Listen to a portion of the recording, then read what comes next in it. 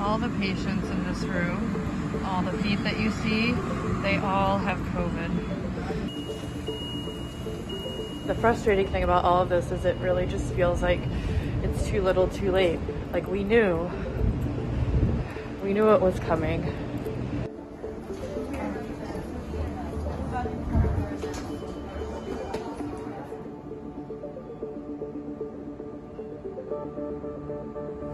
Today is kind of getting worse and worse.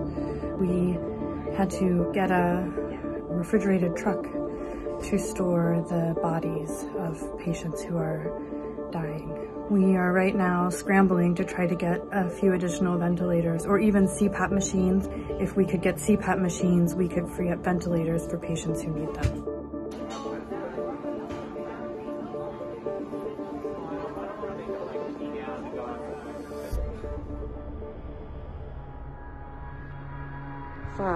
Five ventilators.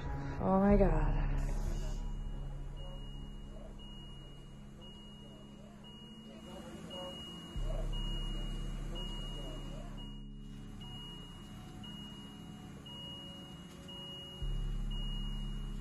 You know, we now have these 5 vents. We probably, unless people die, I suspect we'll be back to needing to beg for ventilators again in another day or two.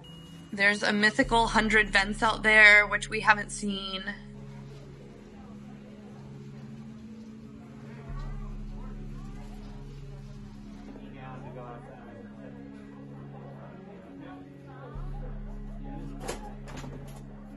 Leaders in various offices, from the president to the head of health and hospitals, saying things like, we're going to be fine, everything's fine. And from our perspective, everything is not fine. I don't have the support that I need and even just the materials that I need physically to take care of my patients. And it's America. And we're supposed to be a first world country. On a regular day, my emergency department's volume is pretty high. It's about 200 people a day. Now we're seeing 400 or more people a day. At first, we were trying to isolate patients with cough and fever and be more careful around them, but we weren't necessarily being extra careful around all the other patients.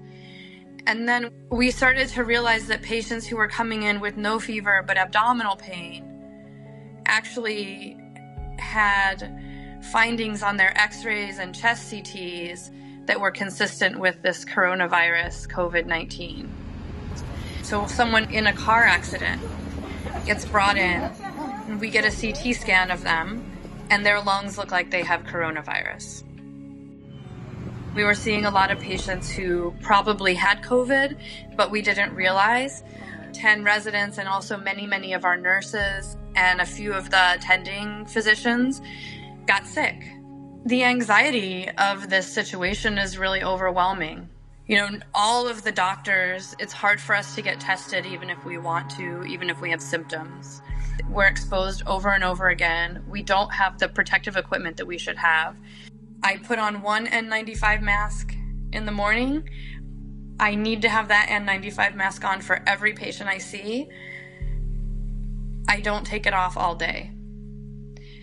The N95 mask I wore today is also the N95 mask I wore on Friday. We're always worried that we'll be out of N95 masks.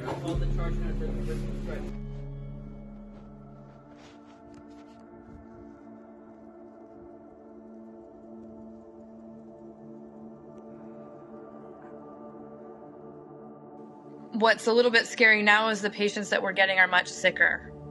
Many of the young people who are getting sick don't smoke. They're healthy. They have no comorbidities. They're just young, regular people between the ages of 30 and 50 who you would not expect to get this sick.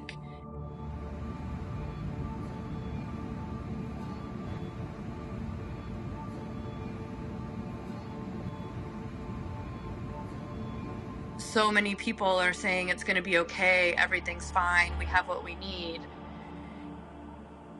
And if this goes on for a month or 2 or 3 or 5 like it did in China, and we're already this strained, we don't have what we need. I don't really care if I get in trouble for speaking to the media. I want people to know that this is bad. People are dying. We don't have the tools that we need in the emergency department and in the hospital to take care of them. And it's really hard.